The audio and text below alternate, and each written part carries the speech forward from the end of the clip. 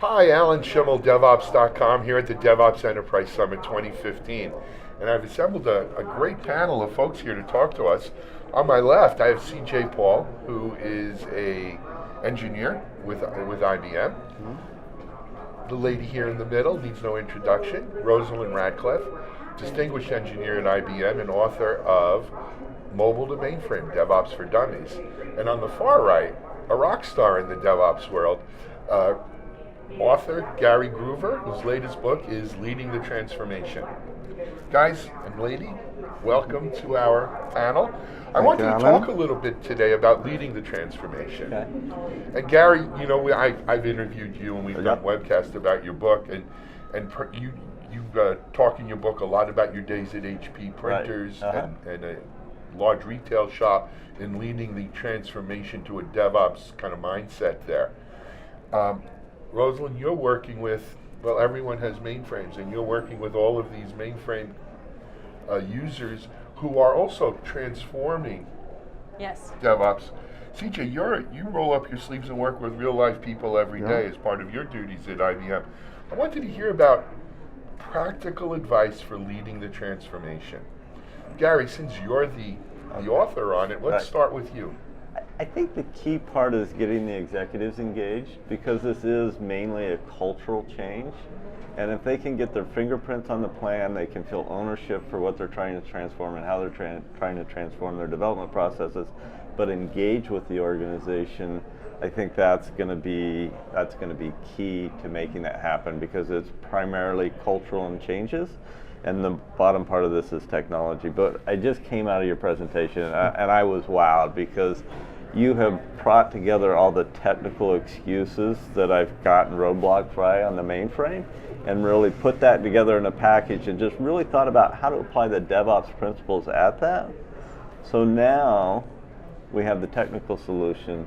The biggest thing left for transforming the mainframes across the enterprises and organizations is really the cultural piece, which I'm excited and thrilled about, because that's a piece I can work well with and try to figure out how to get these people to modernize and get the executives engaged and seeing the business benefits. So I think it's that piece of how do we get them to engage and take ownership in leading this transformation that's going to be key to moving this forward in large organizations. Yeah, I have to say that it's the buy-in from the executives, because this transformation across an entire organization is a huge change. And if you have mainframe, as you heard, they haven't changed in a while. So it's a huge transformation, and it's a modernization. It's a cultural transformation. So to have that happen, you have to have the senior leadership showing this is what they want to do and supporting it. You know, not only by saying they support it, but by funding it. They have to provide the right monetary support to the transformation. In the end, they'll be much better. They'll be able to deliver function faster. They can reduce time to delivery, but they need to invest, especially in the mainframe space, because it's so far behind. But it's culture. It is, because people have been doing this way for 30 years. And the executives need to understand why that needs to change. What is not working for their business in the way that it's able to move forward and respond and react. Because a lot of people talk about bimodal DevOps, where you don't have to worry about the mainframe, but most of these architectures are so tightly coupled that you really can't move the customer-facing side without some enabling capabilities on the back end of the system. And if you can't move faster on the back end of the system, you get stuck. CJ, what about you? Your experience in the field on this? What we found was, in order for the executives to get comfortable, they have to see that it actually works and produces results, and doesn't cause chaos and instability, right? So what we have had to do is to get an executive sponsor for a showcase project, where we could actually put these principles into practice with both new cloud native applications as well as integrations with legacy systems. And what we found was, once we got the team set up to work together in a collaborative space, making rapid changes to some of the front end applications which have low risk, and then doing more coordinated changes when it goes across components, right? And when we could actually show results doing that, then we got the buy-in, because I think there's a level of fear in the organization about making changes, right? And a lot of old behaviors have to be unlearned and new behaviors have to be learned, and for that they need some good examples where it works, and then you need to actually tell the story. Because one of the things I found in practice was, once both development teams and executives actually see that you can get multiple changes into production on a daily basis, it's freedom. It's like riding in a convertible, and feeling the air all around you, right? It's a level of freedom, because you know that if you have an idea and you want to actually make a change, you can actually get it out there, within minutes and hours, and that gives you a level of creative freedom that most of these organizations just couldn't imagine. So we're pretty actually excited about what we are seeing. That reminds me of the old adage I learned at the very first job I had out of law school, which is nothing succeeds like success. Right. Yeah. And you want to get people to rally behind a leader or a transformative process, show them a little success. And it's a lot easier than, and especially when they're coming from a culture necessarily of failure or of not being successful. And I think the executives can't wait for the stories to be told.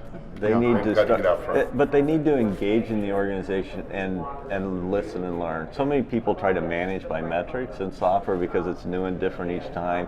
You can't really do that. Executives need to be out in the organization, getting a qualitative feel from the people as to what's working and what's not working. And some of these things you're going to try aren't going to be successful, but you don't work on them for more than a month until you figure out whether you get something, and you learn and you react and you work on the things that are going to give you the best business results as soonest. And you get in this process of continually improving and getting out of the organization and getting a qualitative feel for what's getting better and what's not getting better, and what you as executives can be doing to remove roadblocks so that the organization can be more successful and more productive. Exactly. I want to hit on two things Gary said, because for those of you watching this at home, I think here's your two key takeaways. You can't just manage by metrics as a leader, right? Sometimes you got to be willing to take chances and experiment and try things, number one. And number two, you can't manage by metrics. Number two, we've got to, sometimes you're going to fail. But we continuously improve. The same way we talk about continuous delivery, and continuous integration, and continuous testing, and continuous security, and continuous. It really all comes around to continuous improvement. And learning, and to do that, you've got to be out in the organization talking to people about what's working and what's not working, and engaging with them. Because you can't lead a transformation from the tops down unless you're out working with the bottom to figure out what's getting in the way of being effective.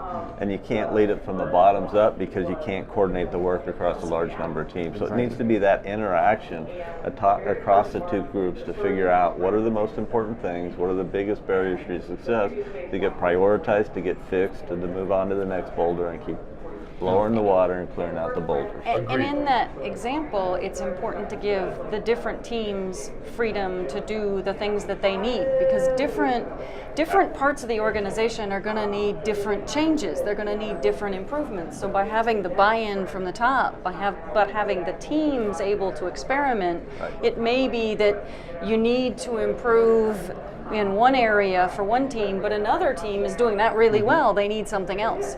So they all need to improve. I think that's classic, because a lot of the groups that I talk to and I work with sort of say, okay, we've done DevOps or we've done Agile in this one space. Now I need to go tell everybody else that they have to do it this way. And it loses a couple things. One is organizational change management is your biggest challenge. People don't necessarily change to do what you tell them to do. But if you work with them with the principles and the practices about how to approach it, and you enable them to take ownership for their plan and come up with a plan that they'll deliver and they'll make successful, they're going to do that. And a lot of that sort of says starts with business results, and for your part of the business, what's going to deliver the best results, and work on a continuous improvement process. Then you get those people and that team a lot of independence to work on what's going to add the most value, and you get their buy-in, you get their support, it starts to become their plan, they own it, and they will own making their plan successful. And I think at the end of the day, what you want to give the development team the freedom is to sort of lay out what are the things that the organization cares about, where you want to have particular control points, but then where they have the creative freedom to vary stuff, right?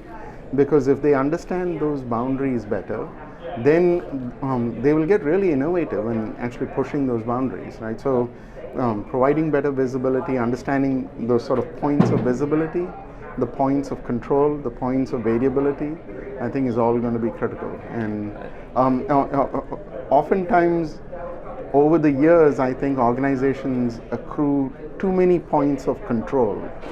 And what we find is now with technology changes in the cloud, there's a lot more isolation between applications and environments. So you have more freedom to let teams make changes faster without actually taking everything else down, right? So it's trying to find the right balance between, you know, how much variability and innovation and speed versus where you want to have points of control. And examples of points of control, I would say, are things that are related to like security, for instance. Nobody wants to get hacked. Right. And so there are some good practices around security, you know, to scan for vulnerabilities and that kind of stuff. Just work it earlier into your development process, right? So it's not something, that you wait till the last minute to get done. And when you do things like that, none of it becomes a burden anymore, because it's all sort of done along the way. Well, and there's some other points that are really critical in large-scale companies. Sarbanes-Oxley, some of those legal legislations. I can't deploy my own code. But that doesn't mean I can't innovate, I can't improve the process. So what are the, include the auditors, include the system in this from the very beginning, so that you know what the real hard limits are. But just because you have separation of duties doesn't mean I can't automate. It doesn't mean I can't do. There's lots of things you can do to improve this process.